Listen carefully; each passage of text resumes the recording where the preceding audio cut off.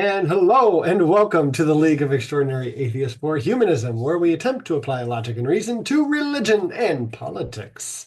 I'm here with my wonderful, beautiful co-host, Christy Santiago. Happy Wednesday, happy hump day, and my wonderful, beautiful co-host Mac, and our Lord and Savior Nacho Witness, all here today. We're gonna have a fun show tonight. Excuse It me, is going to be a fun show.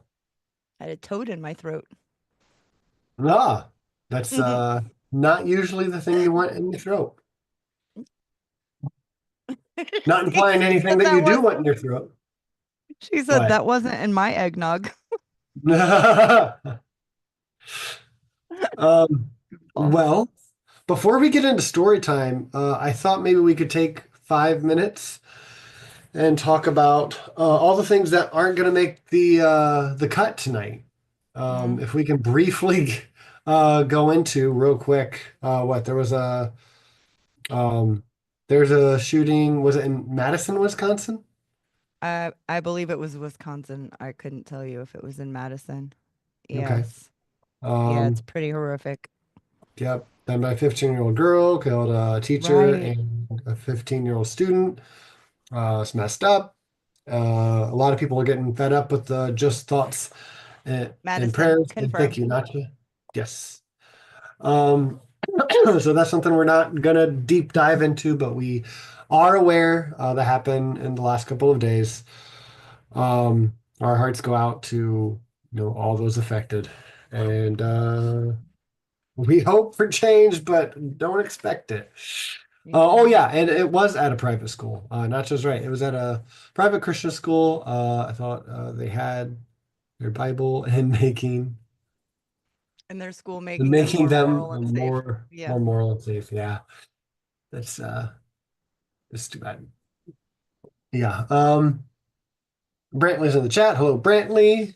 Hello to Smitty. I'm sure he's there. Excuse me. What else we got? We have earthquake bombs being dropped in Syria, uh, being detected on the the the rectum scale. No, the Richter scale. Um, uh, I believe I've felt the rectum scale once or twice. hmm, the more you know. The more you know. Yeah. Yeah, there's a Uh, lot. There's a lot. yeah, there's just so much. So we got that Wait, going I on. like the New York judge saying immunity my ass Oh, this is great. I didn't on hear that. yes. He said sorry, making payments to porn stars to hide things, making fraudulent payment. None of that happened, first of all, before you were president. It cannot be under immunity. So Yeah, he's gonna that's he's too. gonna keep going. Yep, take that, bud. So there's that. Also, the Syria thing. Netanyahu said um, that Israeli settlers can expand their settlements in the Golan Heights because this is just a land grab. So that's fun. At least it's official. They're not hiding this one. Mm, Um, excuse me.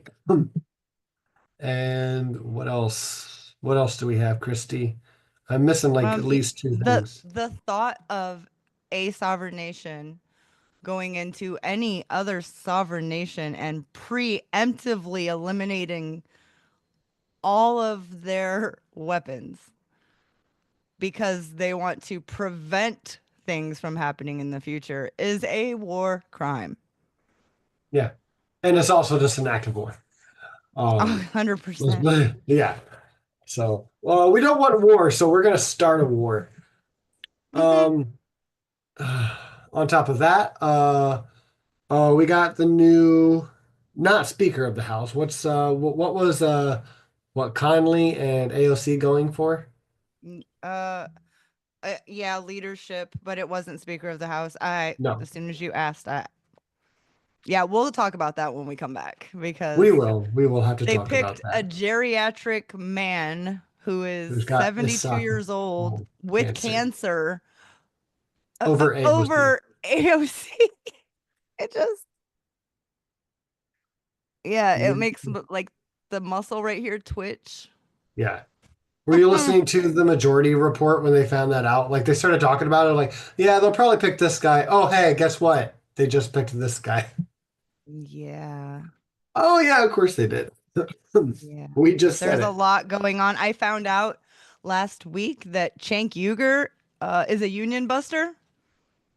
Oh, I think I Yeah, learned that a little while back though. devastating.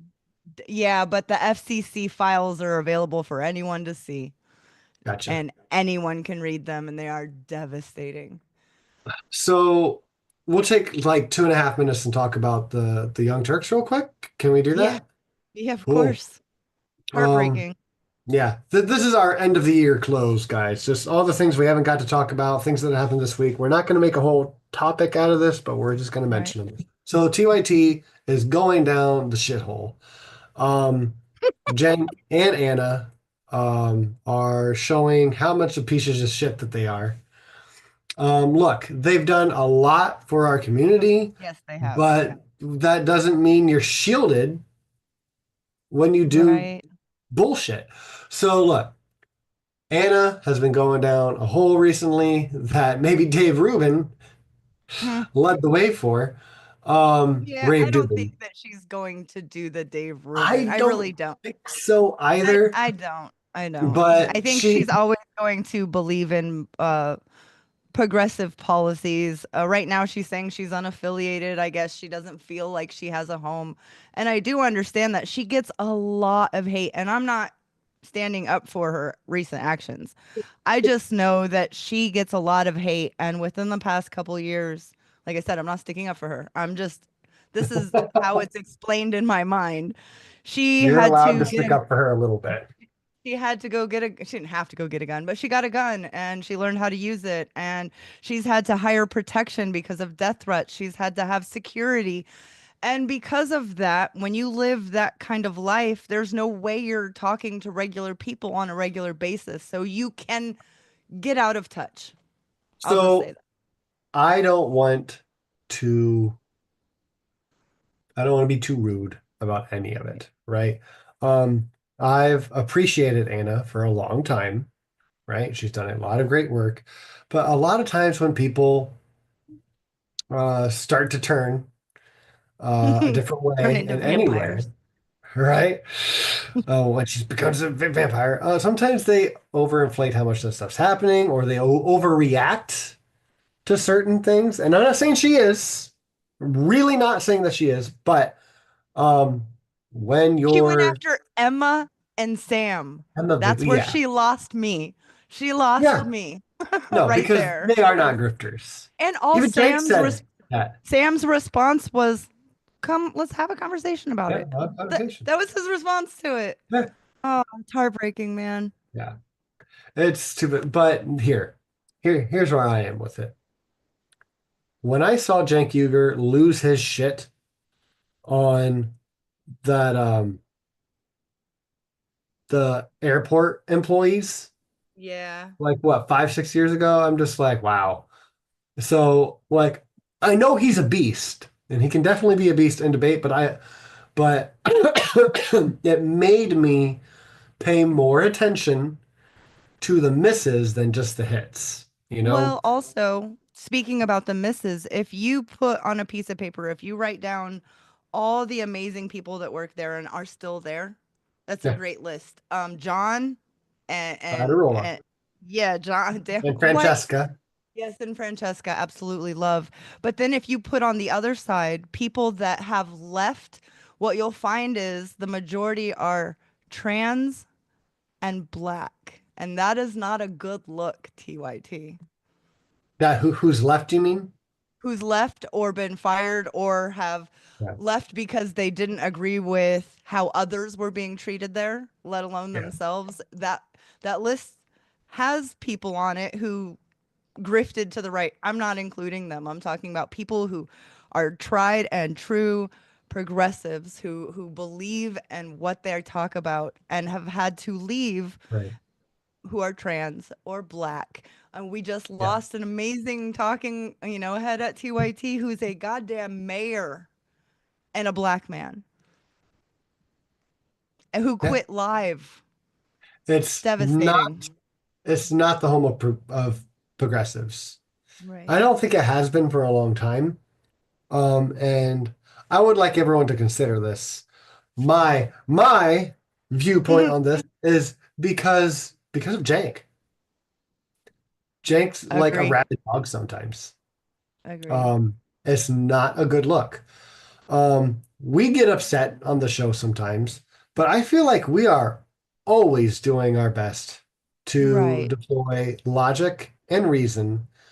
Right. And he just goes rabid dog sometimes. He just I gets I mean, fucking mad, I agree. loses his logic, and just His yells. conversation with Sam Harris, it made me dislike Sam Harris. That's how good Cenk was in that 2 3 hour conversation with Sam Harris, who is, anti-Islamic and does the blanket statements when it comes to Islam, but not. You guys are all know. Yeah, he's done some great things, but night after night after night for well over a decade of my life, pro union, pro worker, and meanwhile he's in the back union busting. He hired two law firms, multi-million, law firms whose entire thing that they do is anti-union. That's their whole purpose. He hired two. And Yeah, he runs it yeah, like a that's dictator. mm, You can't cross yeah. him. Well, did All you right. watch him and his nephew Hassan on Thanksgiving? I That debate? watched some of that. I watched some of Oh my that. God, it was so cringe. And then he Yeah, he gets really so was. mad when facts are coming at him. All he did, he turned into a teenager. Well, capitalism is awesome. I was like, oh wow. Wow, Yeah. Jank. You're talking to your young 20 or 30-year-old nephew who is a leftist, and you're making yourself look atrocious. Yeah, it's sad. Right. Um, Yeah. yeah, so hopefully we get some of the runoff um, A girl from can there. deserve And it. again, Irola and Fiorentini, Francesca. yeah, they're fantastic. News broke. Like still go back and watch Francesca Fiorentini on News Broke on YouTube. Newsbroke is brilliant. So good. So Yes. good. And they're and, She's and they're fairly brilliant. bite-sized. You can learn so much just by going just through all of those. Can't Yes. uh Bituation Room. situation. Subscribe and just put it on listen while you're cleaning your house. It is good Yeah. stuff. Yes, Yes. absolutely. So okay, so that's what's going on there. Some bullshit. And we don't condone it. I do want to Um, say Dark Matter 2525 has taken a pivot recently, not, like this week, recently. yeah. And you can pull up, he hasn't taken them down, anti woke. He had a huge, disgusting, it made me not want to watch him or listen to him, anti woke, ideology. And he has taken a step back because he's listened to other people. You can just see it. That is not where he wants to go. He's gotten political. He knows that the real enemy is fascism. And if you are worried about anti wokeism, you are helping the fascists. Yeah. Yeah, Yeah. you So, are. and not just him, Owen, there a lot of the Telltale, they're pivoting, like you said last week, they're pivoting towards what's important. And so I am very happy to see. I feel like Telltale's been on it for a long time. Yeah, he Owen's just, if you go back 2 3 years, it was very mhm. like he wasn't as informed. So he was speaking from his heart and on his feelings on a lot of things, and he's really taken the time to learn about these policies and who they hurt and why we need to stand up. And he's done what he did to get where he was with his atheism in politics, and it's beautiful. You cannot separate them. I'm sorry. I tried for a long time and you helped get You me there. can't. You You know, can't. like it's another journey each time, right? Yes. Just the religion part, the politics part, economics, like Yeah. all of it. Yes. But one of the main rules you got to follow through all of it, really, you can to help you along your way. Is follow the money. Mm. That will Not the yellow definitely brick help. road. No, no. And don't follow the money to get it. It's not the root of all evil, but it certainly helps. Right. Um, so okay, there's all that. I wanted to mention, shoot, there was something else I could have sworn. If you dig Um, harder in your eyeball, you might find it. I know. Dig them out. Oh, I think it has something to do with Trump. It doesn't matter. It's all gonna fall apart. Okay. Well, we weren't gonna stay on the depressing Yes, stuff very Theo. long. Yes, Theo. Yes. Yes. Yeah, Yes. Atypical is the probably new big. Yeah, it is. So, guys, that's one reason why I've firmly gone or tried to take the position of like, yeah, pretty much everything like that Christy holds dear and can argue for hours about. I don't think I could argue hours about it, but I could agree with her, back her up, yada yada. But I would rather just say, yeah, duh, right? Yeah. We don't need to talk about that because they will distract you from every fucking thing else. It's a All this other, it's distraction. not that it's not important. It is incredibly important, but we Right. don't need to talk about it because it should be basic human rights. That's all we Yes. fucking need. The only Yes. thing that I think uh we need to suss out is maybe transports and bathrooms because I don't think genders are really the way to separate any of that shit. Let's just do Right. individual stalls for everyone. Right. And I don't know, fucking weight classes for sports. I don't know. But men and women, like acid, like Yeah. all of it doesn't make sense, is the reason why I think we could suss it out. But no one's fucking ready for that conversation and they just want to No. get caught in the weeds. No. No, So no, just no. tell them to fuck off. I mean, It's if you're not a that kid goddamn in important. school and you want to play a sport, I support you. Let them play a Period. sport. Period. End of Yeah, it.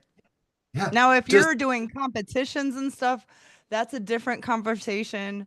It yeah. just is for a lot of people. For me, I don't have the I answer.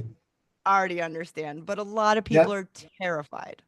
yeah, yeah. And I've seen rationality rules get into that. And kind of flip his stance Yeah. on it. He did a lot of research. Yeah. Um, and again, I'm not 100% convinced either way, but I don't think we have enough to like say it's just this way, just that way. I think there's probably a lot Right. of exceptions to any I rule mean, that we if would try there's to make. one We just person in one state and two people in another state, and then five states where nobody's competing, and then like and then really 300 we in can't get another. we can't get Who knows? policy to help all of us, but you're going to create policy to deny two people? Get Yeah, out that's of why it's here. distracting. Priorities. That's why we don't talk about it.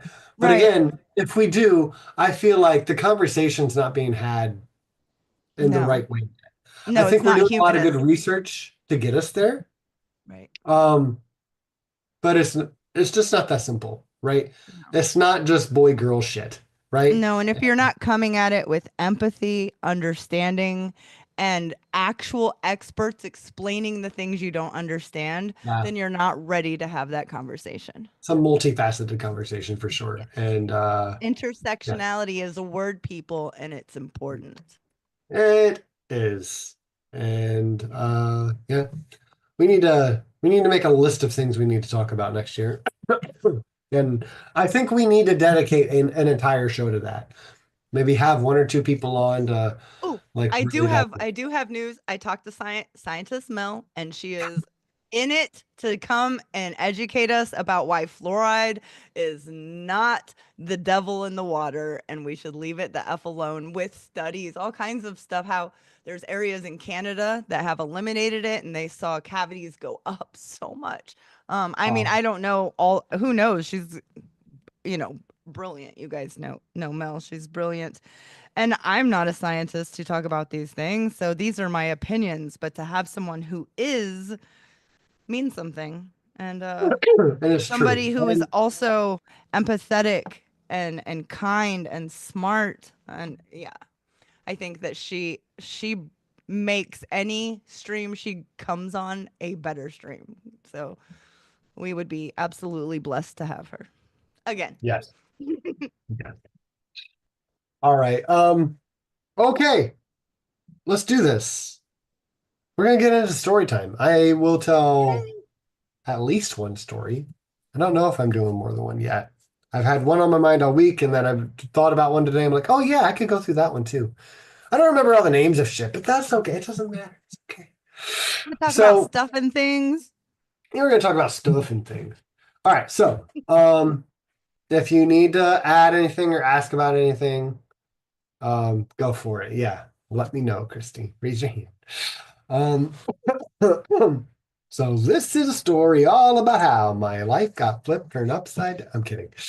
Um, this is a story called The Ball Cycle. And if you haven't heard of it, it's amazing. And I want to share it with you guys. I'm not going to be reading the story. I haven't really looked it up in the last couple of months. I'm just going by memory. But this is something that I've become a little bit passionate about doing. I'm learning ancient stories right now, and I want to just retell them. I think it's fun. I think the more you understand some of these stories, the more that you can appreciate them in different ways. So grab yourself a little mead or something like it. Sadly, I'm not starting with a Viking story, a Norse story, but I am starting with some. Your inner Viking is showing. Oh yes, I don't think I've tried this one. I don't. I can't even read this. Klopstaster Mund. Can't read it. Ocean There Cow are Toys. two. Come on here and bitch slap me with how to say it. There are not enough vowels in that, is all I'm saying. Stacy says you have to hock a loogie when you say it. Maybe Ooh, it's probably supposed to yeah. sound really German. It's really good though. Right? Again, I've never had this one. I think this is the last bottle I haven't had. I've tried everything of theirs now. Nice. Ciao, So ciao. good. The real Viking wine. Uh, I you know stole Smitty from the said monastery. the real Probably. Viking drink is wine you stole from a I monastery. would too. All right. So the ball cycle. And you guys are going to have to bear with me. There's going to be a lot of coughing because I think I have pneumonia. I have a doctor's appointment tomorrow. So I'll try to mute myself when I'm going to get loud. Um, but it's not part of the story. So the ball cycle is a story about how Baal became pretty much the head god in the pantheon. And this is in ancient Canaan. This predates the Bible a bit. You'll hear some familiar names if you're familiar with Genesis. And that's part of what makes this so fun. As I heard, excuse me, Baal's name and El the Benevolent. So, um, so without further ado, way back whenever, this is going to be very, very casual. Um, Baal and Yam were fighting. Yam is the sea. And it was a ferocious battle because Baal is a storm god. And Yam is, the sea god, but just straight up the fucking sea. So the god of storms is rocking it over top the sea. And the sea is like a ferocious dragon, basically. at this point in time. And long story short, it's actually fairly short. Baal fucks up the sea, Yam, and basically lays it to rest. So everyone celebrates. That Baal is like, excuse me, um, the new coolest kid on the block because he beat the sea. And because he beat the sea, and because he is the new coolest god among us, he wants his own house to be recognized as one of the great gods. All right. Um, and who is it? Kothar? Kothar is the builder of houses um, in the Canaanite pantheon. But he's not allowed to just build Baal a house. He needs permission from the head god, who is El. If you all remember, El had 70 sons. Baal and Yahweh were amongst them. But we're not quite there yet in history or mythology or mythological history. Um, so Baal goes to El, the benevolent, the loving all father of this Canaanite religion. And he says, Dad, I beat the sea. I want a house. And El is like, nah, go away. Pretty much it. Crazy. And he's like, but I beat the sea. I'm strong. I'm awesome. I'm the god of storms. And I beat the motherfucking sea dragon. Like, Dad, come on. Recognize me. He's like, that's cool and all.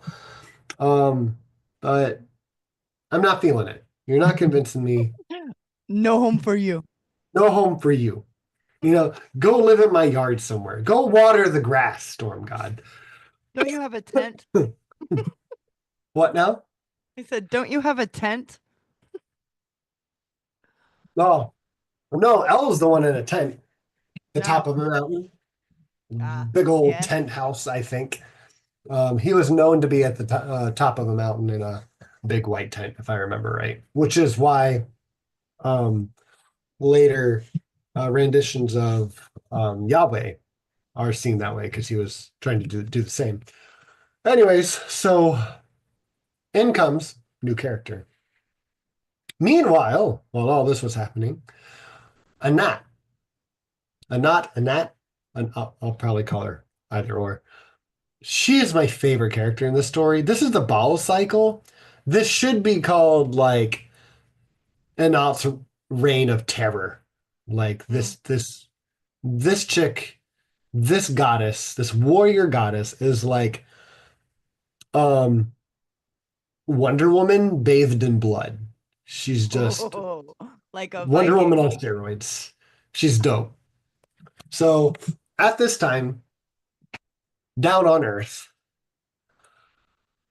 Anat is just making war with man, just going through armies, just slaughtering the greatest warriors on Earth.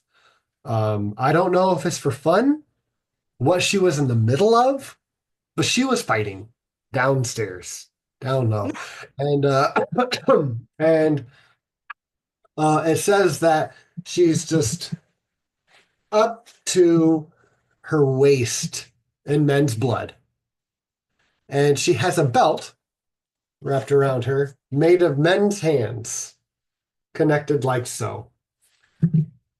Um, just to show how badass she is. Right? This is the description of her and her belt.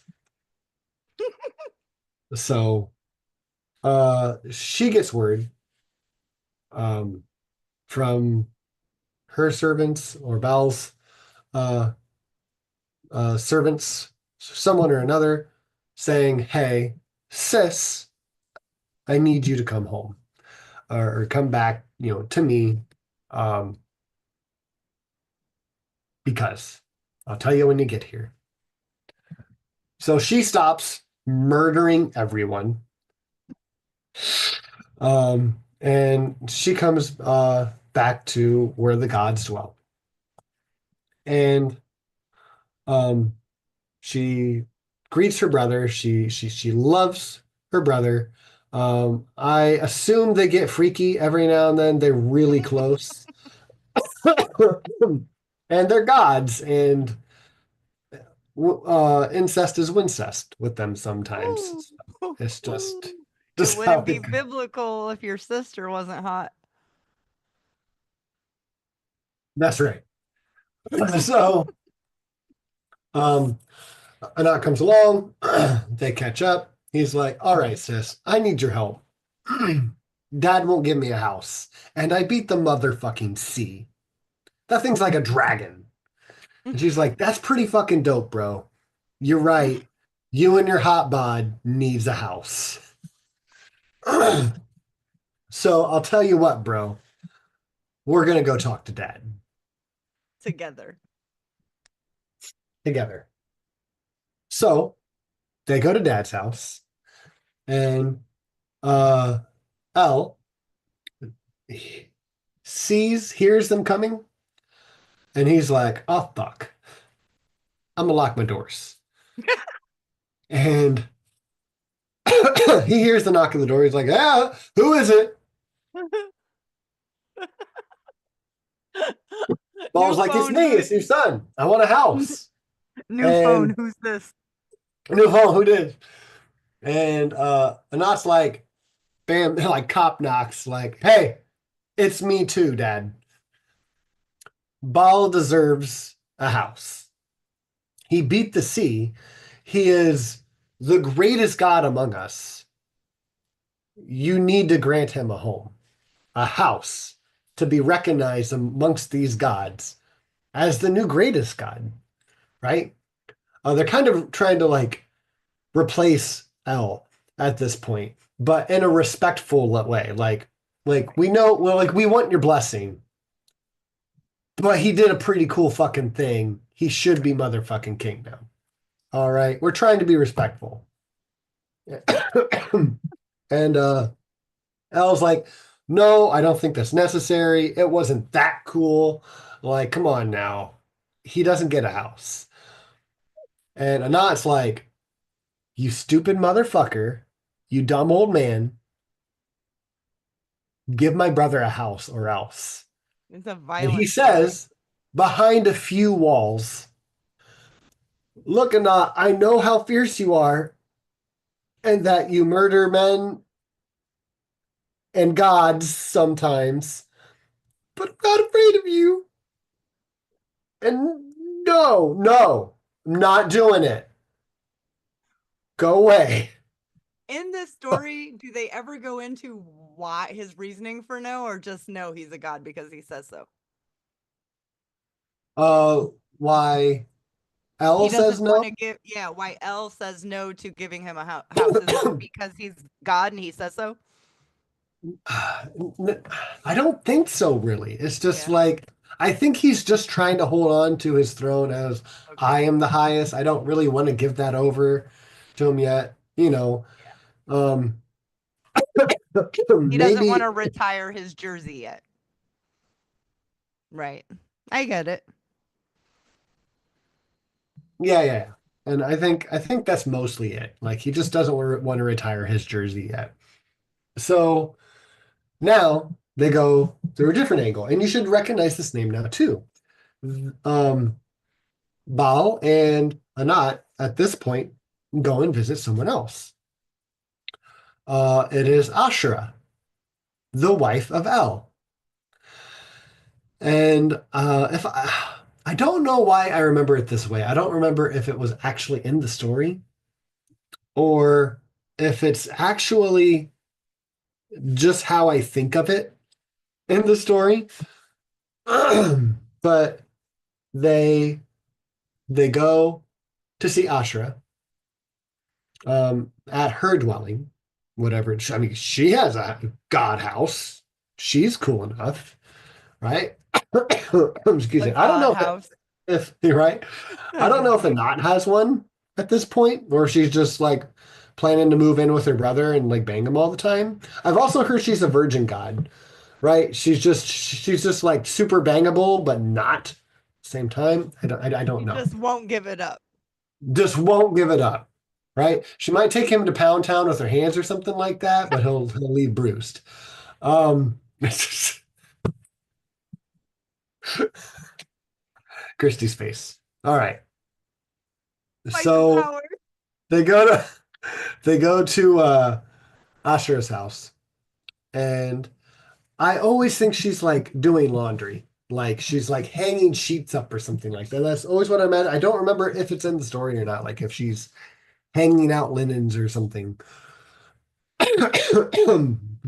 But they go and they visit, and she's like, "Oh, what do I owe this courtesy visit to?" And they kind of get straight to the point. They're like, "Hey, mom, dad's being a dick, and he doesn't want to give Bao a home, and he beat the sea. He's obviously the greatest among us. The sea gives us so many problems, right? And now it doesn't because Bao fucking pounded it into itself, right? It's laying down like the sea's calm now because Bao fucked it up in a good way. Like I wish he'd do to me sometimes. And not like just thirsty for her brother in my head all the time. It's fine. I love your hat, Christy. Excuse me. What are you talking about? What How I hat? always look. Need another drink. I live in Ocala now. You're killing me. How to get shoot in the woods. Shot. Okay, so Ashra listens to their claims and says, that is pretty cool. That sea really throws some wrenches in our system sometimes. Like it's a bad egg, and no one else has been able to defeat the sea. Um, Ball has, and you know what? I think he does deserve a house. This is a good argument. Let me deal with my husband, and I'll get back to you. Excuse me. So, Ashra takes the lead now, and she says, uh, to her servants, whoever that is, to go get Al. And Al comes when he's called. And now I might be getting this backward. Um, but that's not the point of the story. She goes to him or he comes to her. But either way, he's coming to her in my version of the story. He comes over. She's getting a dinner set for him. And he's like, "Oh, ho, whoa, what's the special occasion, honey? I'm uh what's all the plans for the night?"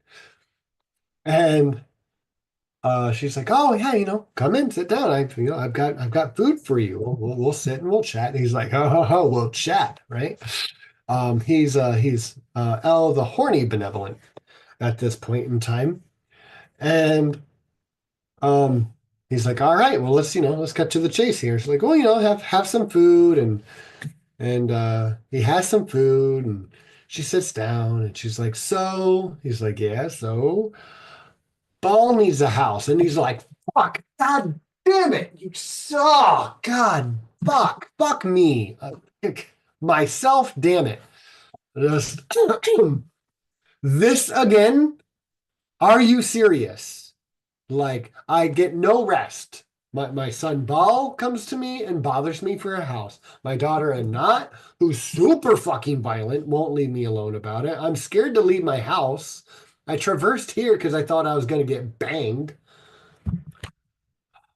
Get some god pussy, and I'm just being bombarded again by my wife to give my son a house because he beat some fucking water. And he gives. He's just like, fine. If you guys are not going to stop, if it's that important to you that he becomes the new high god, he can have one. He can have. Well, I'm great. I'm kind. He can have a house. I'll get with Kothar and we'll get to building him a house. I just want some tonight. So he gives in. I suppose he gets some. That's 124. Thank you, Nacha. Um, and they have a wonderful night, and that part of the story's over. Um, I didn't get all the deets. I didn't get all the God sex deets. I'm sorry. If I do, I'll come back and I'll give you the new edited version. This is way more fascinating than the Christian God. Santiago. Um, yeah, this is fun. I also have a short story for you after this. This is a bonus story of L in his teen years, I say. Oh, This is I fun. love it. It's just a bonus story, Yes. but we'll get back to it. I Here we think go. you should title this Bal Needs a House. Ball needs a house. This is the bottle cycle, right? We're just getting into it. Okay, so Kothar, the builder of gods, not to be confused with the god of carpentry, as Thor says, that's Jesus Christ. Yes, Jesus didn't build Baal a house. That's not what's going on here. It's the other god of carpentry. So literally, Kothar builds a house in the clouds, and he tells Baal, "Hey, you should make a window at the bottom of the house." So you can let your rain kind of pour out, right? Because that's your thing. You're a storm god. You know, he's a what's the word? Um, shit. He's a god of I forget the word reproduction. He's a Ah, fertility god. God damn it, that's what it is. yeah, I was Fertility about to god. say. Um, because he's a god of storms, storms help water the fields, right? Replenish the land. That's where we get the Anunnaki Mm, from yep. before. Anu and Ki, the sky god and the earth god. Um, in Sumerian, they thought that the sky god, Anu, his seed was the rain, his semen was the rain, and Oh, it God. showered the earth, and that's why shit grows. That is the earth Yes. bearing child of the sky god. It's Mm, quite neat. But that's what the Anunnaki means is the gods of Anu and Ki that were reproduced from the rain and whatnot.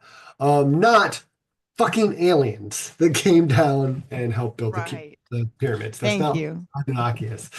It's You know, just the children gods of the Ki, Anunnaki, Anu and Ki, Anunnaki is so fascinating all by itself. There's no without reason making to more shit bring up. in any conspiracy stuff. You Mm-mm. know, it's all mythology anyway. So doesn't mean that there's not bits and pieces of historical information to guide the myths. We don't Yeah, need to have, Nanu Nanu or E.T. Phone Home getting any part of it. Nanu Nanu. Nanu Um, Nanu Nanu. so okay, so Kothar tells him, "Hey, you need a window." For some reason, Ball says no, and then Kothar finishes the house. Excuse me. And Ball's like, "Hey, that's really great, but it needs a window." And Gothar's like, "Yeah, I told you that. I don't know why that part's in there, but it's interesting because like even Kothar says like, "Oh, you're gonna regret not listening to me. You're gonna want it later," and he does. And then Ball throws a party. All right, so his house is done. He's got his little rain window. He throws a party because like, hey, I'm kind of like head god now, right? I'm like the highest god. I'm the coolest god because I beat the sea. Rite of passage, right? You get this in multiple pantheons. Beating the sea beating the sea in general, is just a rite of passage to become the greatest god in the land. Um, Enlil does it, Marduk does it. Yahweh does it, and the beginning of Genesis. Excuse me. And it's just something that needs to be done before they throw a party and are like, "Hey, I'm the coolest now. Look at me, I'm the birthday boy." Um, so that's what Ball does, and they all party, and his hot sister Not is there. Maybe she's still covered in blood. I'm sure she's wearing red in some form or another. It's great. It's a good time. Now, um, Ball makes a mistake here, which is really interesting.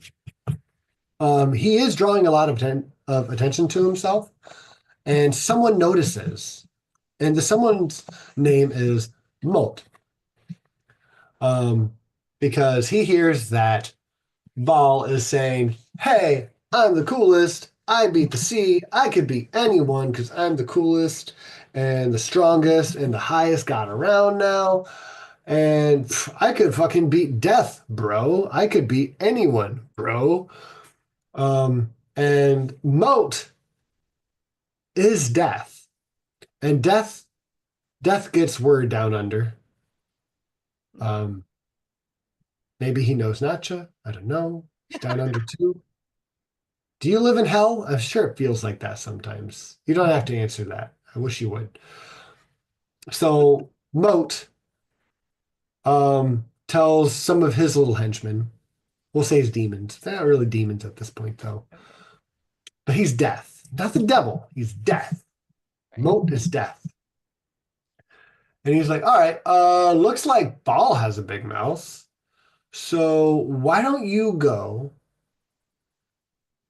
to his cute little new house and you tell Ball that he's gonna die and I'm gonna claim his corpse because I'm death and I say so.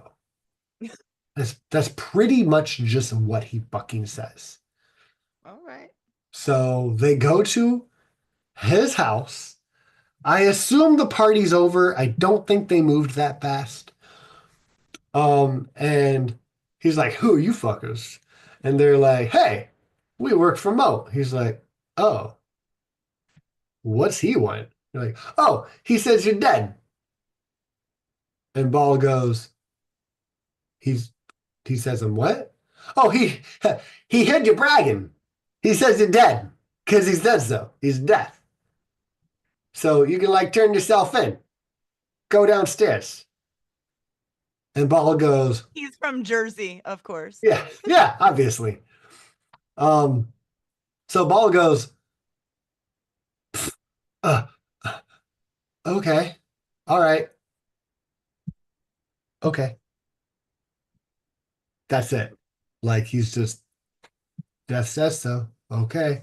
So he goes on this journey. He goes across the land, and before he gets to like the gate to the nether realm or whatever you want to call it, I Nether forget. region.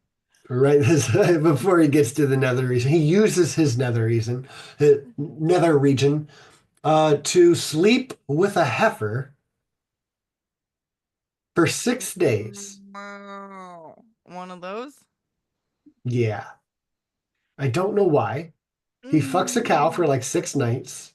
I'm Not a because he knot. can't because He he can't said do his so. sister. I don't know why. I don't even think he tells anyone. Oh. He just goes because Death said so. And as cool as he thought he was, he just got fucking humbled.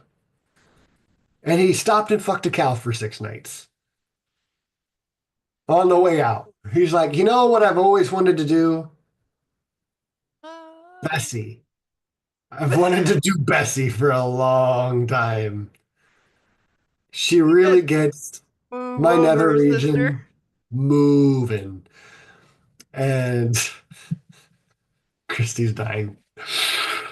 Nether portal get upset. Yeah, and then he builds another portal like in Minecraft. Um, Of course, um, obviously.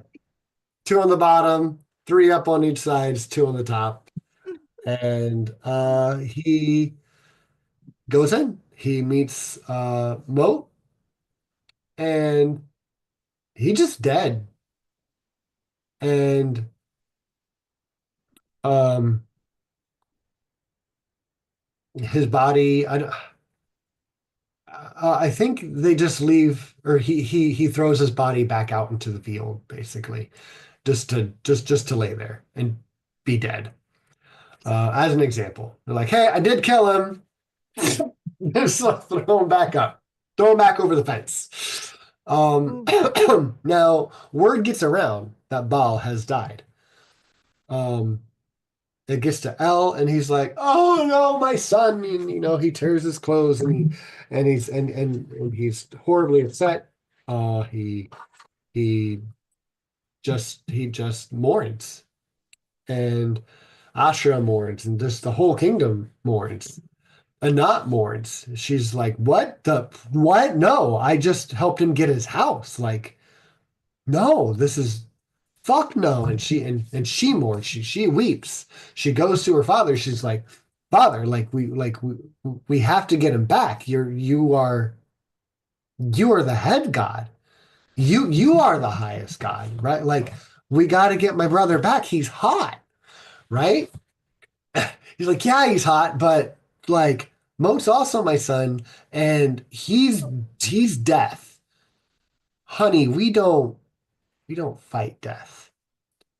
So she just fucking cries. She just cries herself to sleep, probably for 6 nights, as many nights as her brother fucks that cow.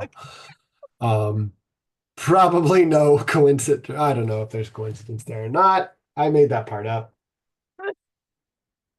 She probably cried. She cried. I just don't know how long. Um, and the whole land starts to not cry, if you know what I mean, because it has stopped raining. Their storm god is dead.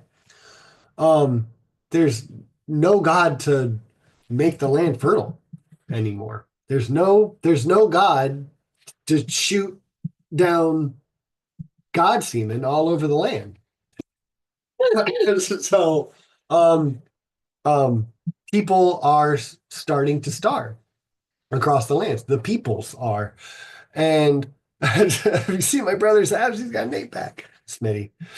Um, it's devastating. People have lost their storm gods. So the gods are sad because they lost their son, and the people are devastated because they can't grow crops anymore. They live in the Middle East. Like, fuck, it gets hot there. They need some rain. Um, this is no good. This is partly, everyone, to show how important the storm god is. One reason why they're so important in this pantheon, because they make it rain. Um, Literally, in every way.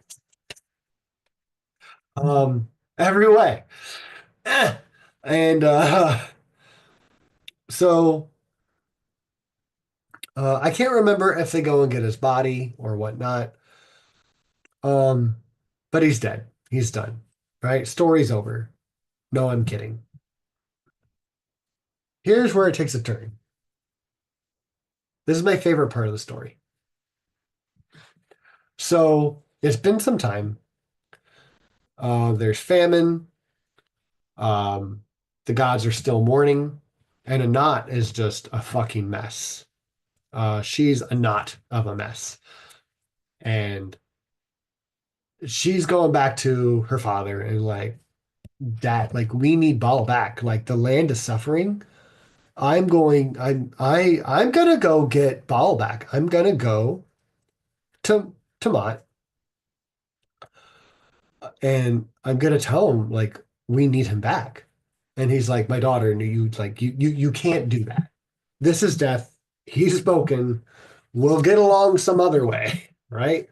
Maybe I'll bang your mother and we'll make a new storm god. I don't know, but don't mess with death. And she's like, I'm going. That's it. So she makes the trek to wherever it is. I really don't remember what they called it at that time. I don't remember where they thought the entrance to hell was, right? Or the underworld, where you go, where you die, the death realm. but she makes the travels. And I want everyone to remember this. If you don't know already, like the story of Persephone or Ishtar, whenever anyone goes down to see death, how this goes. This is another, this is how it goes kind of thing, right, guys? So I need possible. Um, Anat goes to the realm of death, and she meets him face to face, and she is in the grieving stage of anger and disbelief and bargaining. She wants her brother back, her hot bro. And she says, "Oh, Mott, whatever. I I need you to return Baal to us. We need our storm god back." And Mott says, "No can do. He was an uppity little shit who annoyed me, and he's dead now." And Anat says, "But we need him. Like the ground doesn't yield anything anymore, and he's he's our guy. He's our dude. We need him." And Mott's like, "Sorry, no can do." And she's like, "Okay, then I'll fucking fight you and I'll kill you." And Mott says,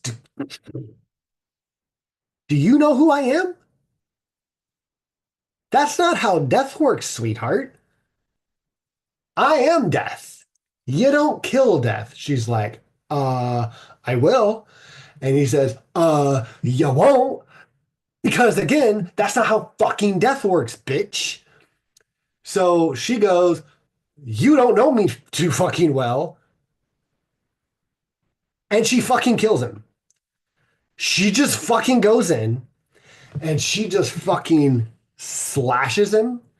She cuts him up into little pieces. She burns his body. And then she grinds him up into little fucking pieces. Death itself. And again, I want to remind you, as I just did, Ishtar goes down to see death. Persephone goes down to see death. No one comes back from that. No one goes and visits death and leaves the realm. And at least not without a bargain. Sometimes they bargain their way out. Someone has to take their place, and they can trade back and forth. That's why we get winter and spring with Persephone. Excuse me. But no, a knot in this story goes down, demands her brother. He's like, "Nah." And she's like, "Yeah." And he's like, "No, that's not how death works." She's like, "I'll kill fucking death." He's like, "You can't kill fucking death, you stupid whore." And she's like, I want to bang my brother. You're fucking dead." So, and she does. She just fucking kills him. Now, I told you she slashes him up into little pieces. She burns his body, and then she grinds him into little bits. And she throws those little bits across the field to feed the birds, and then throws the rest of his little fucking bits into the sea, of which, like, Baal murdered. And she feels a little bit better. Like, okay. And she goes home and she tells dad, like, um, "Well, I killed death." And he's like, "What? Like, what happened?" um, then a few days later, Baal awakens in a field. He rises from the dead. Seemingly, he's beaten death, but really it was his girlfriend, his consort, his sis, his lady, his Winchester, Anat. And he comes back. Um, he gets in touch with Anat. He um, fertiles the land. However, he does that by pouring rain out the window or just sticking his ding dong out the bottom of his house and spraying everywhere like a cat. This is mine. However, he does it, and they all live happily ever after until um, as time passes, Mott comes back, puts him back his self back together, and he's like, "What the fuck just happened to me? What the shit just happened to me? Where's that bald guy? He's fucking dead. I'm so goddamn pissed right now. Someone killed Death, and it's his fault."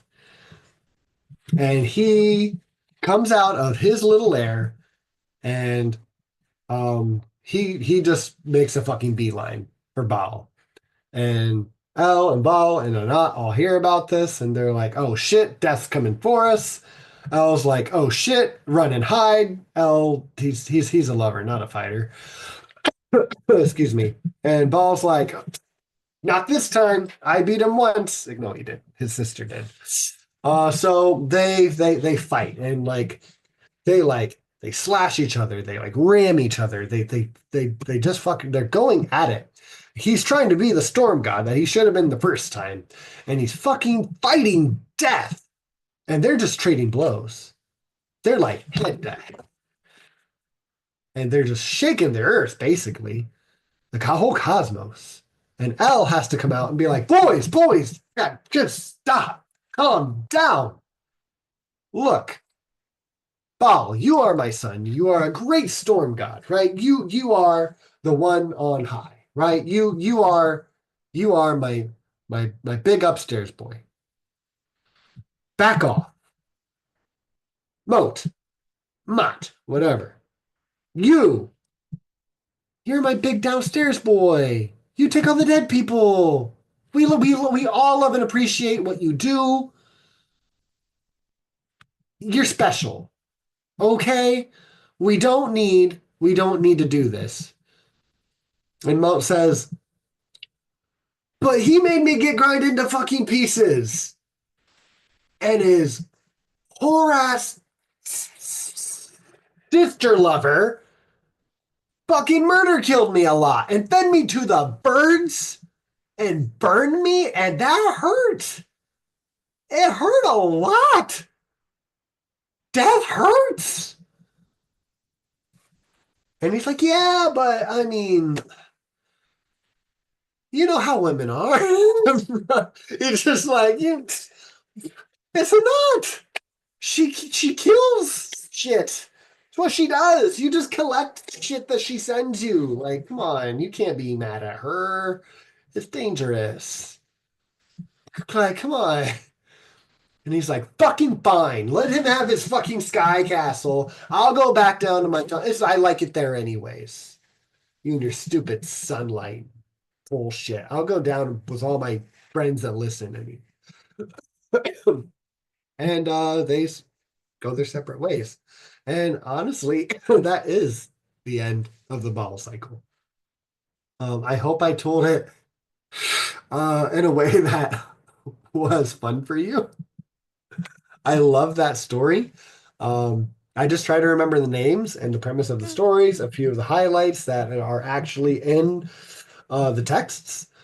Um, Again, as I said like last week, my goal is to like give it to you in an entertaining way where scholars would be like, eh, "Yeah, that's the gist." That's the gist.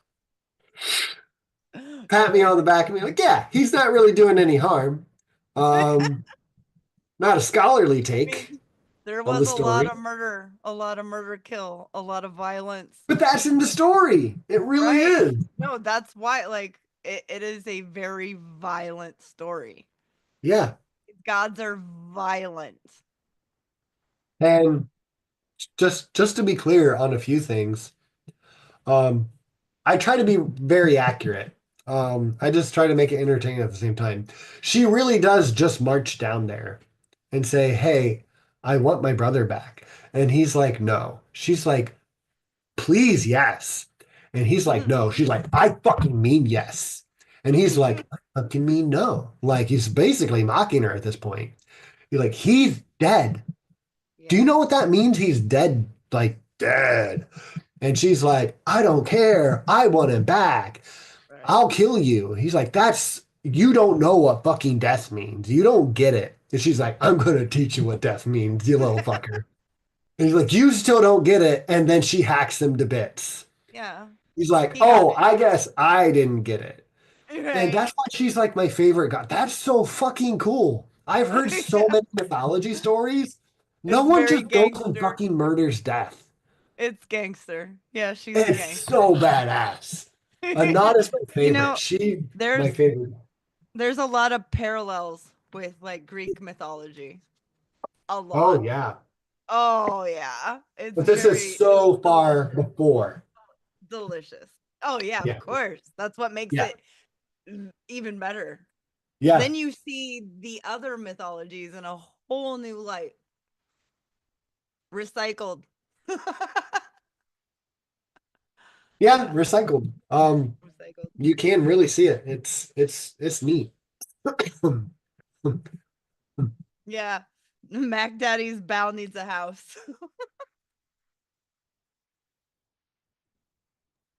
I love Said it. Mac I Daddy's love it. what? Mac Daddy's bow needs a house. Yeah. Uh-huh. Yeah, slash Uh, you better listen to his sister. okay. So I know I took a long time at that. No, it's I'm fine. gonna give you like a 3 minute bonus story about Elle because you just reminded me of this at one point in the story or another. This one's rated just as PG as the last one. Um, so once upon a time by the seashore, um, Elle was just horny by the seaside. Or he becomes horny by the seaside because he comes across these two female goddesses here. And he's like, "Oh, hello, ladies. How are you today?" And they're like, "You mean us?" And he's like, "Yeah, do you two want to get pizza and fuck?" Like straight to the point. He's just like, "Do you want to do it?" And they're like, "Is that the best you got?" Like, no. Ew, gross. Your your delivery's as bad as your pizza. Like, no, thank you. And he's like, "Okay, ladies, maybe I came off a little strong. Let me try to come off stronger." And he just whips out his male member and and says, "What if I showed you this?" And he reaches his hand, and hand is a metaphor for his dick, over the sea. Like it just outstretches. Like, and both of them are seemingly impressed. They're like, "Oh, well, your pickup lines are bad, but that looks like enough fun for both of us." So, um, yeah, I might have skipped a part. I apologize. Um, he doesn't just hang it out over the sea. He actually shoots to the sky. And then they're like, "Okay, we're down. We're down to fuck. We're in." Yeah, good luck finding a condom for that.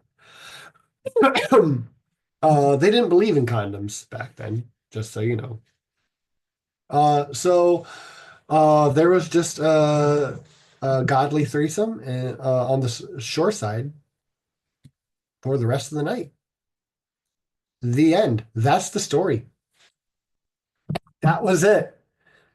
It's like, "Hey, you want to do it?" They said no. He's like, "What if I shoot at the clouds and show you that I can stretch it over the ocean?"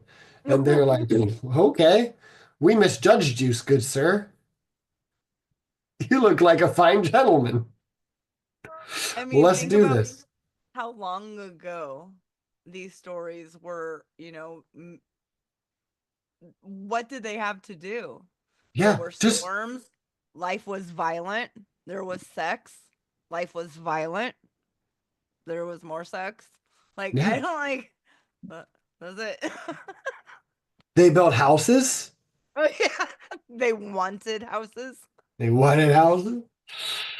Yeah. So, I mean, Oh, sometimes you can figure out how old these stories are just by learning the names. And that's one reason why I really try to get the names right and not forget them. That's one of the most important parts is just like if there's any special objects, like especially in Norse mythology, you got to remember the object names um, because they name their objects. Um, and some of the Babylonian myths as well. But yeah, it's pretty incredible. A lot of these stories, and they're really fun, and some of them are really dirty, as you could tell. But they're really, really funny. But I call that one like God in his like teen years. Like it's L. He goes by L in the Old Testament. Like God is getting a little freaky with a couple of goddesses by the shore side, and I mean, bada boom, bada bang, I guess. Bada bang, bada boom. Maybe it's the wrong way. oh, that's so good. I love how it's like but you killed him, or but you killed me and it hurt, but you're telling me about it, so you're fine. Like, Yeah, yeah. Follow beat death.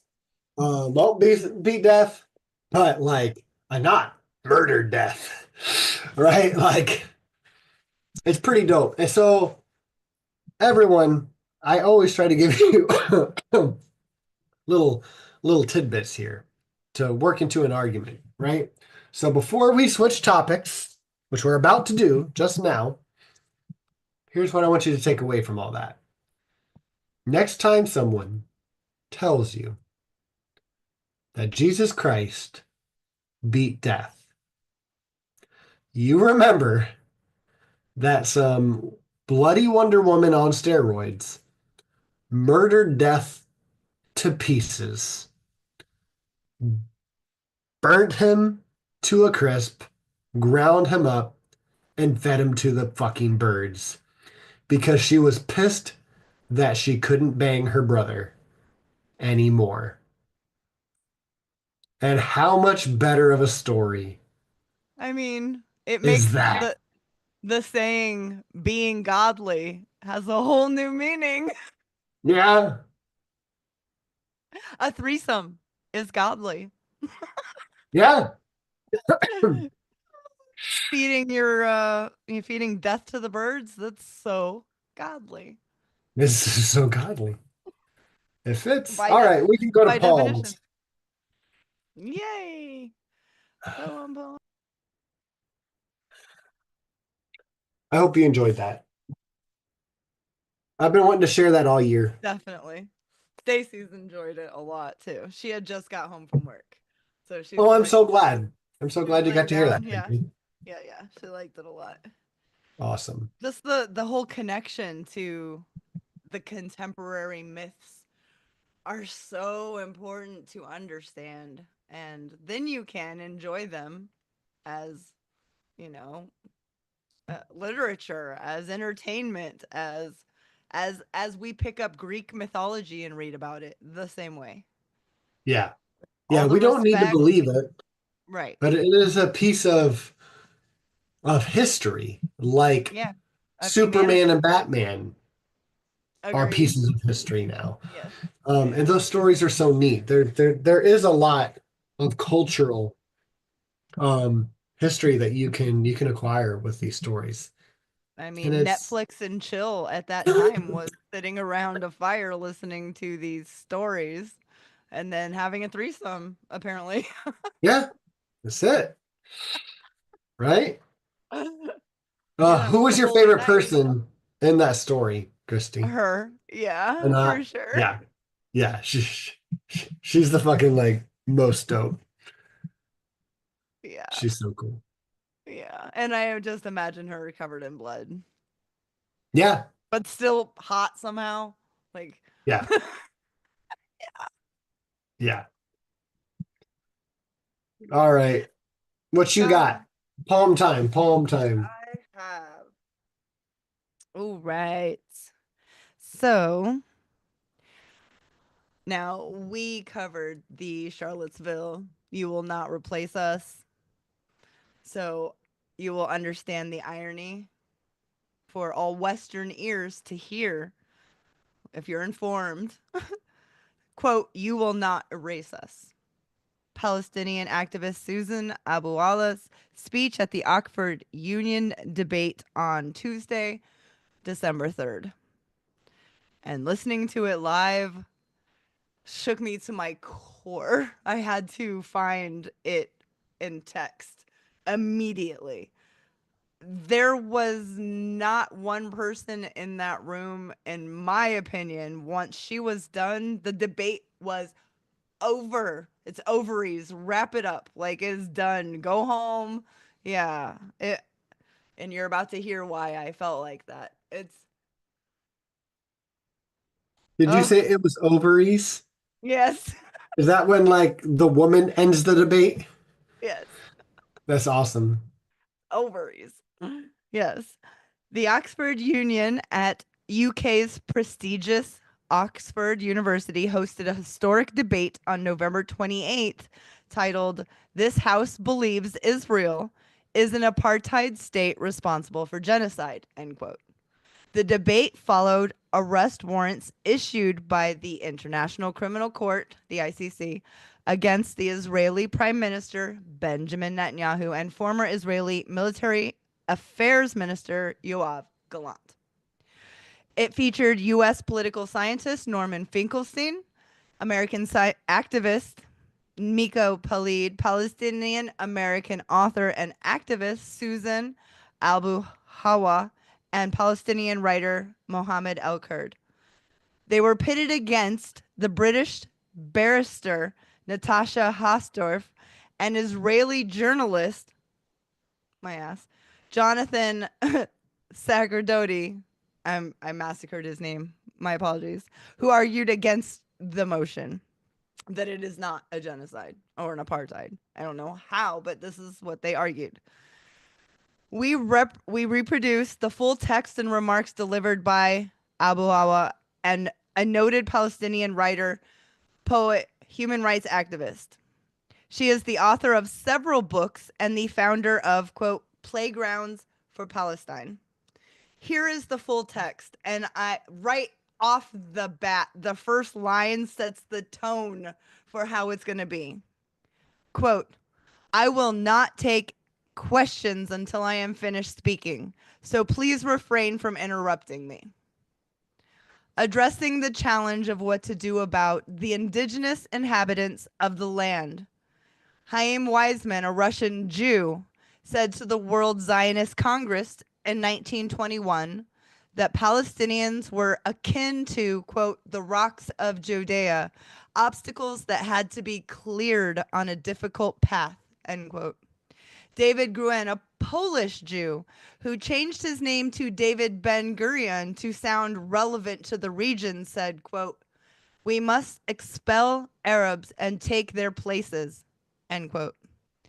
There are thousands of such conversations among the early Zionists who plotted and implemented the violent colonization of Palestine and the annihilation of her native people.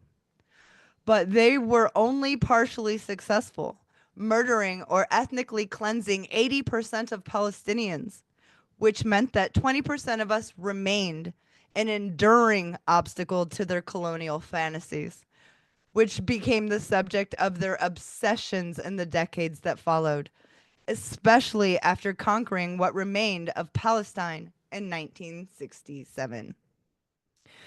Zionists lamented our presence and they debated publicly in all circles, political, academic, social, cultural circles regarding what to do with us, what to do about the Palestinian birth rate, about our babies, which they dub a, quote, demographic threat.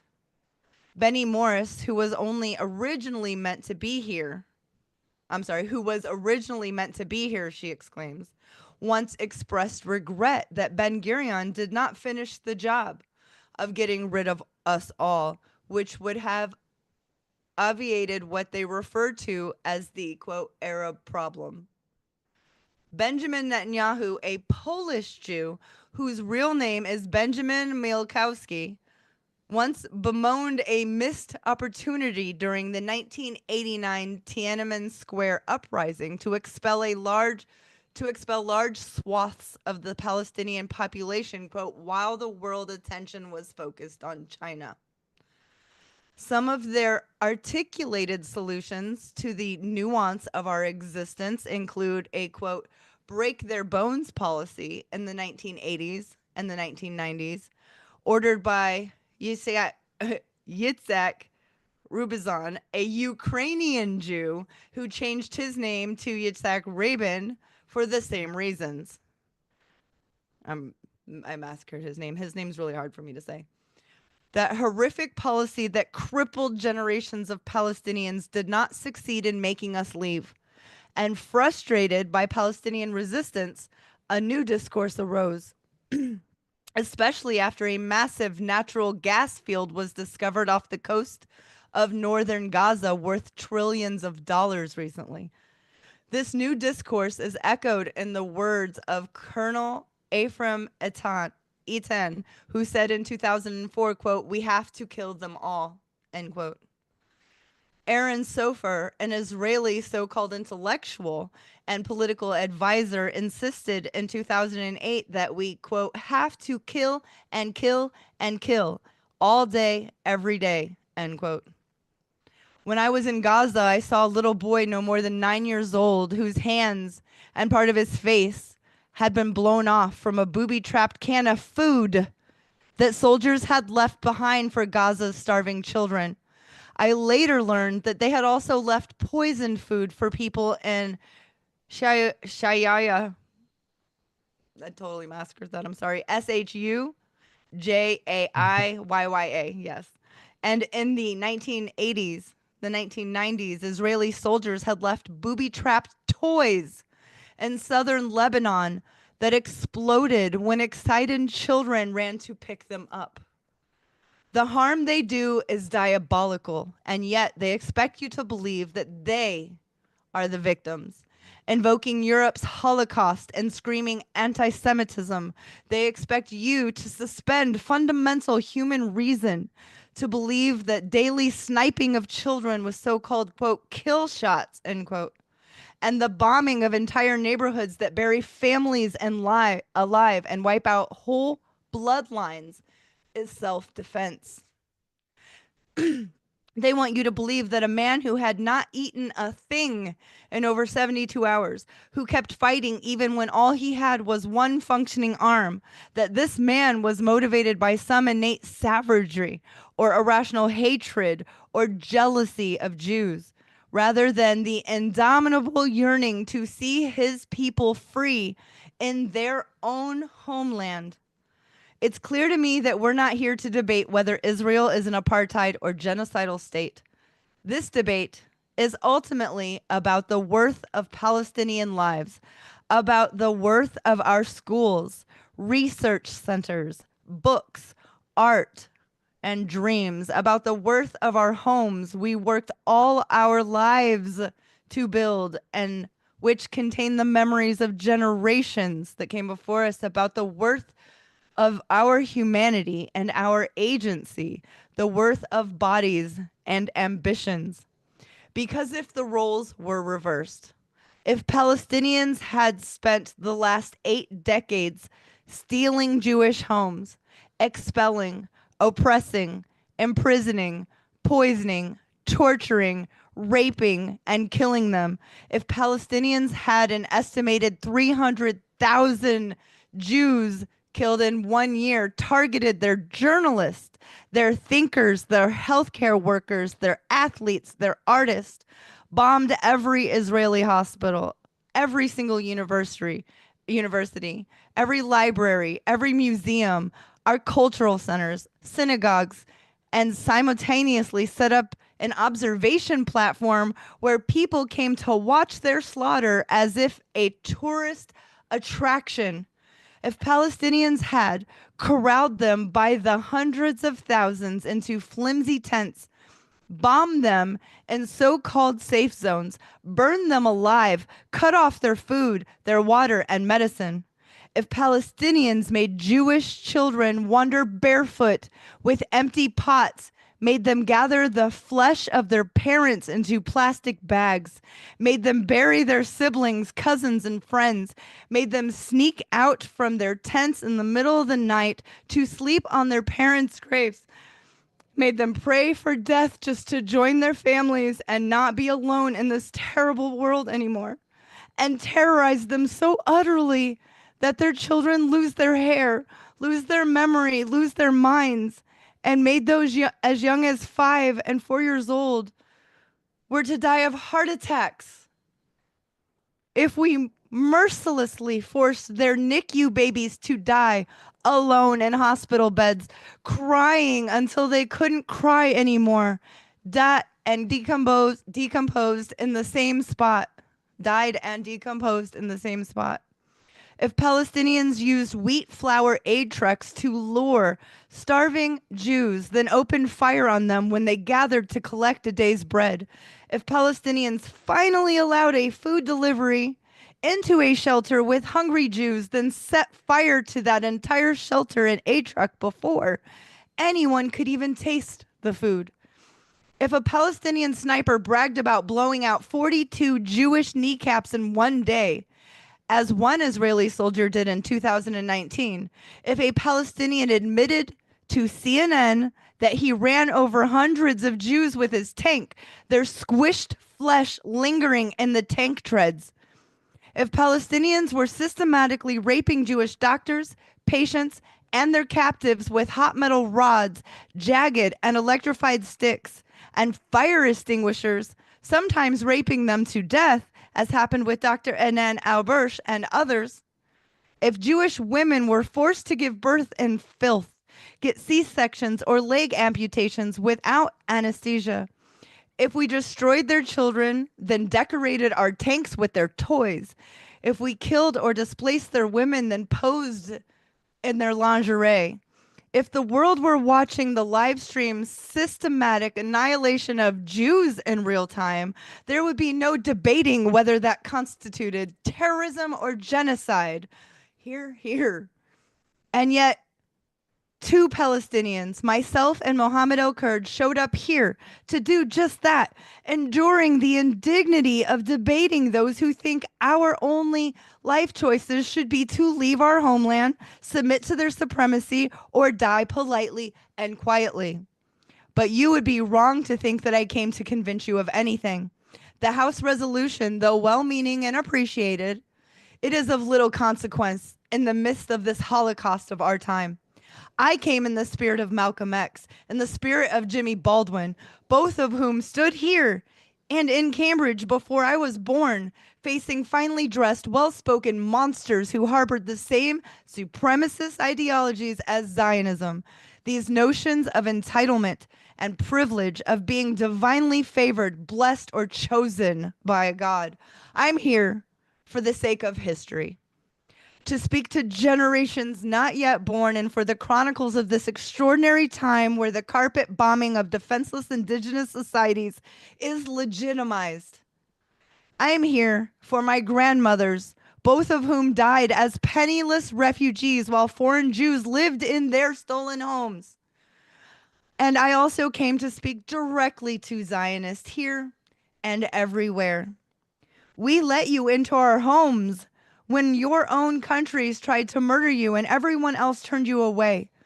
We fed and clothed you, gave you shelter, and we shared the bounty of our land with you. And when the time was ripe, you kicked us out of our own homes and homeland.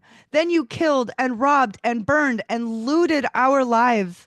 You carved out our hearts because it is clear you do not know how to live in a world without dominating others. You have crossed all lines and nurtured the most vile of human impulses. But the world is finally glimpsing the terror we have endured at your hands for so long. And they are seeing the reality of who you are, who you've always been.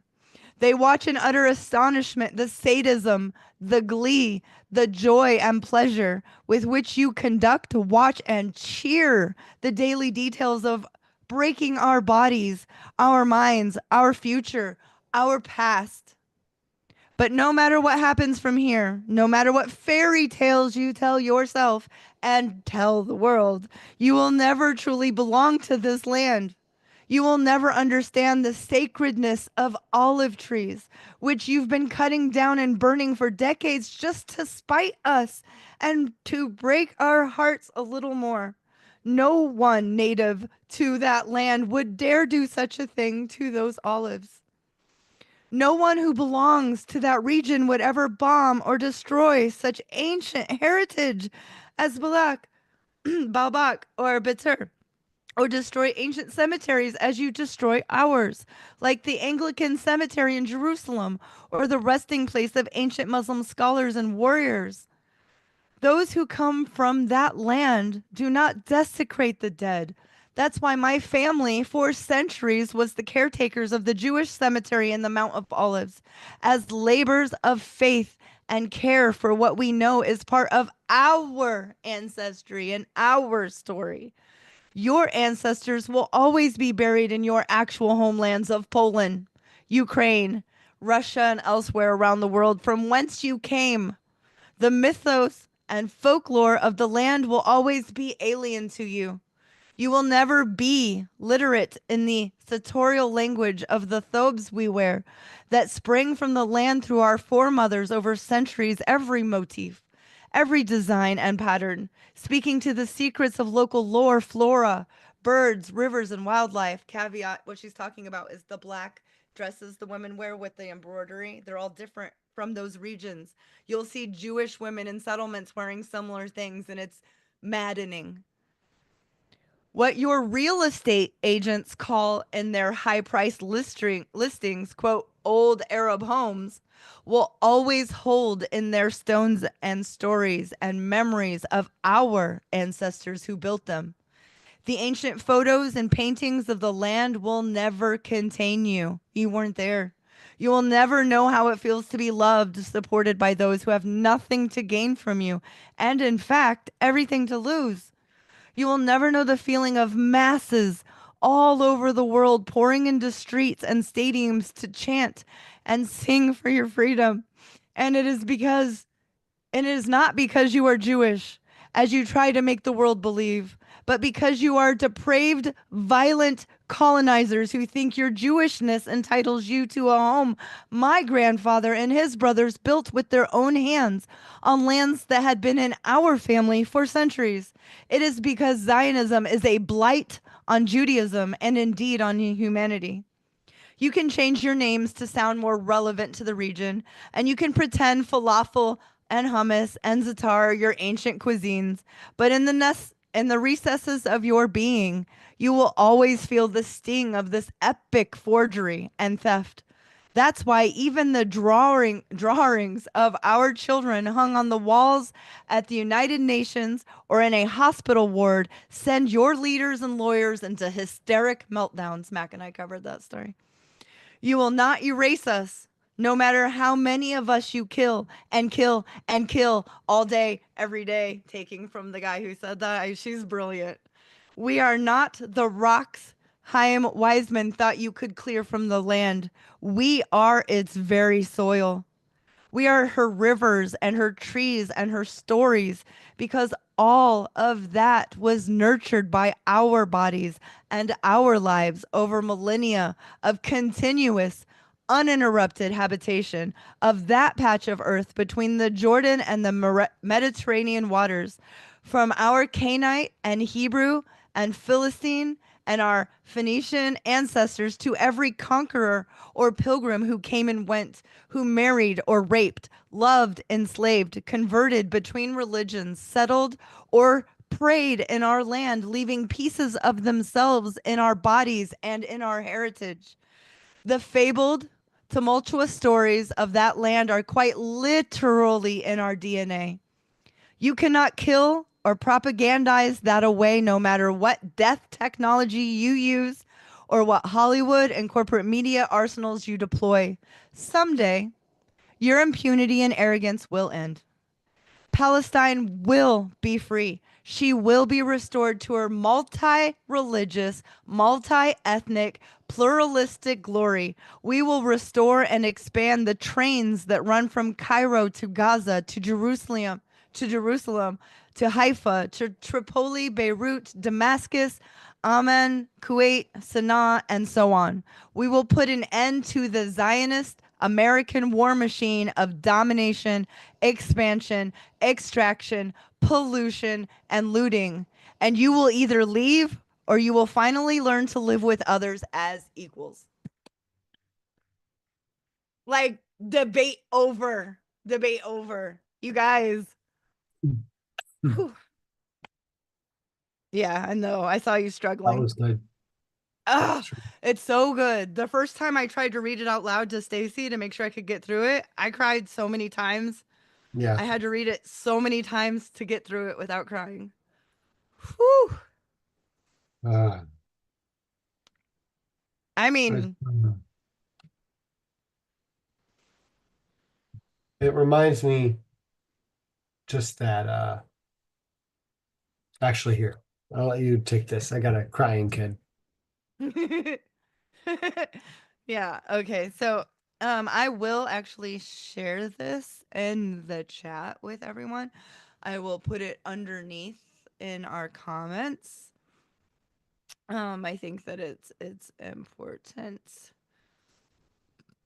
There we are. It's important to be able to. I don't know why it's not letting me do that. Let me go back.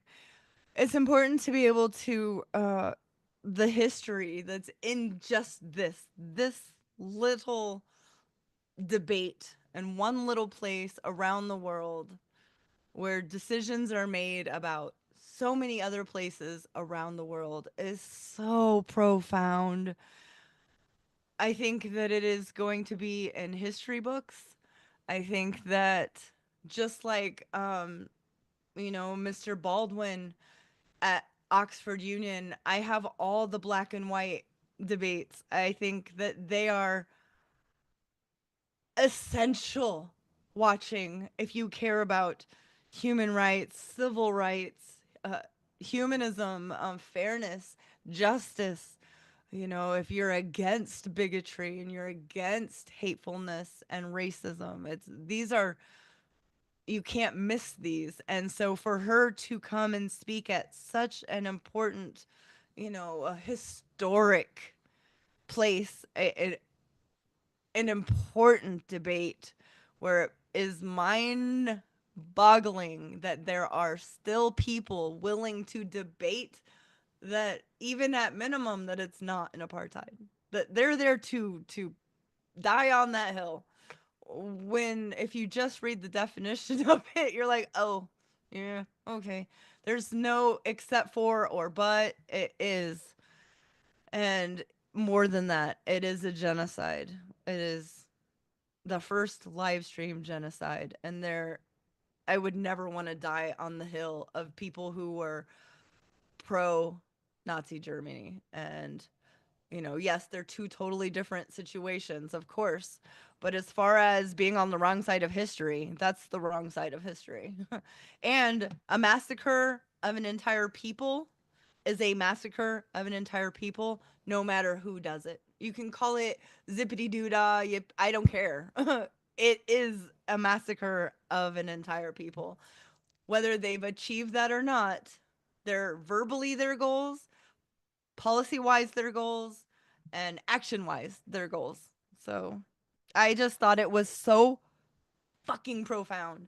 Like, I had to pause it and go back because I wasn't just like crying. I was like, like, 'cause she's so strong saying it. She's so strong coming from, I can't just think of our indigenous brothers and sisters here when they talk about their land and their forefathers for as far back is in their blood and you feel their passion. It is the same thing. Is the same thing.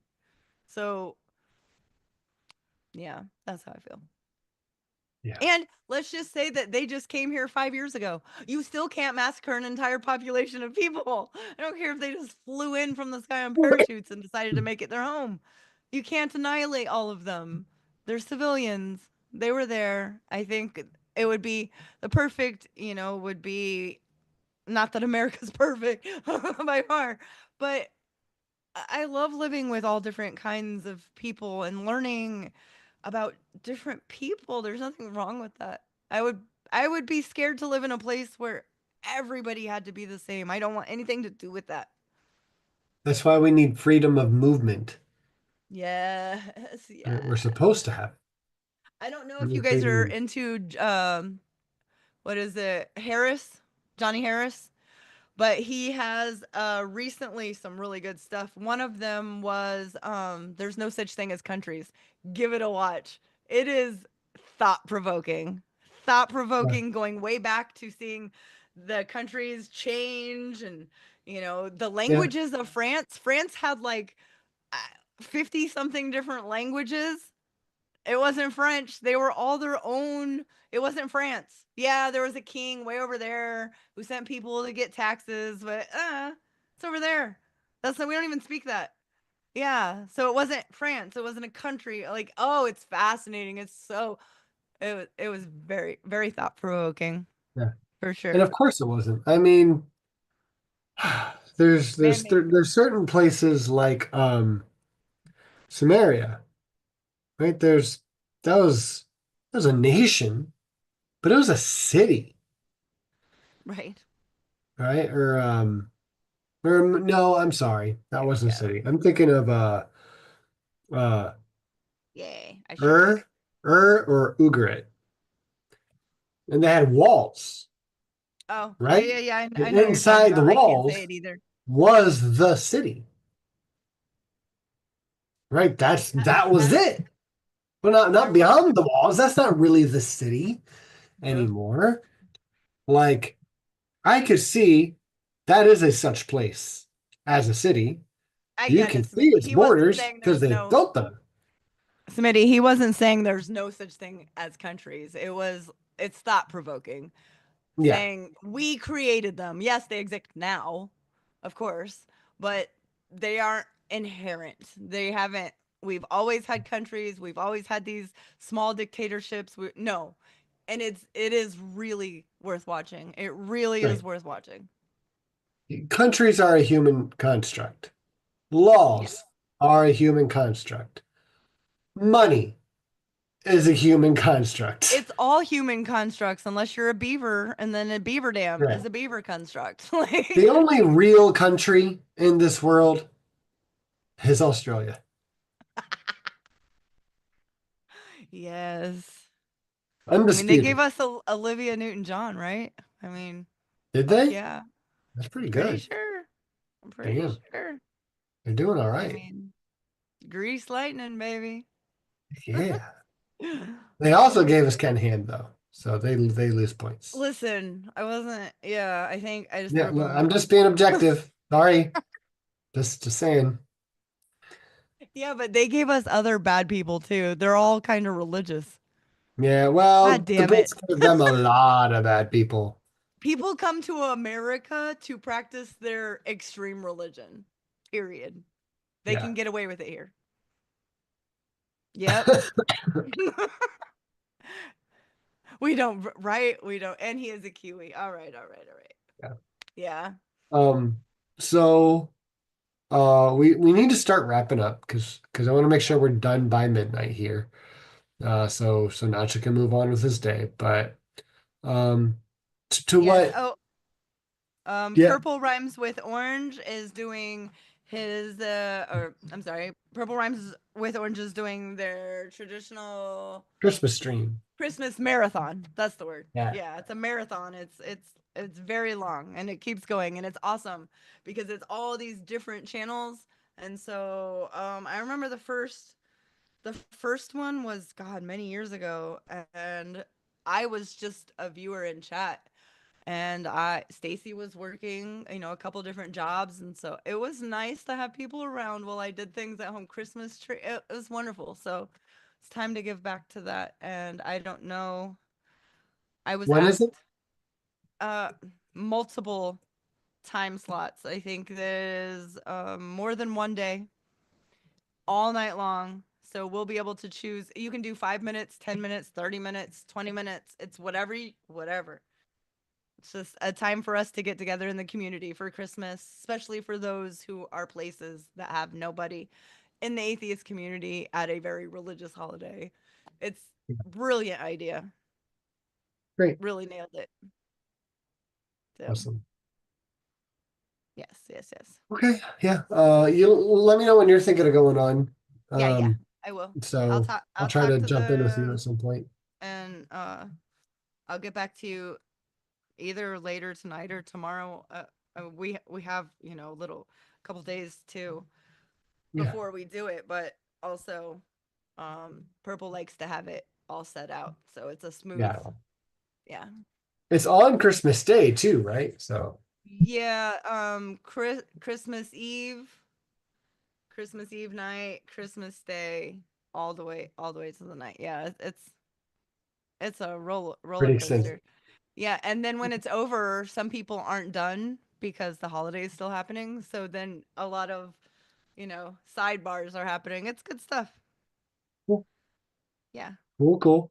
Yeah, I know I have my kids on Christmas Eve, so I'll be pretty busy then, but on Christmas Day I should be able to jump in for 5, 10 minutes and come say hi and high Yes. five everyone, at least that long. So Love it. I love it. I I'll love jump it. in there with you. Perfect. All right. What else we got? Next year. We'll see you next year, guys. Like I know. we're taking a couple weeks off. I don't think we're gonna be back on the first. Um, so we'll take two whole weeks off here, then we'll be back in the second Wednesday, I believe, of the new year. Should be like the 7th or 8th. Let me look at that real quick. My calendar.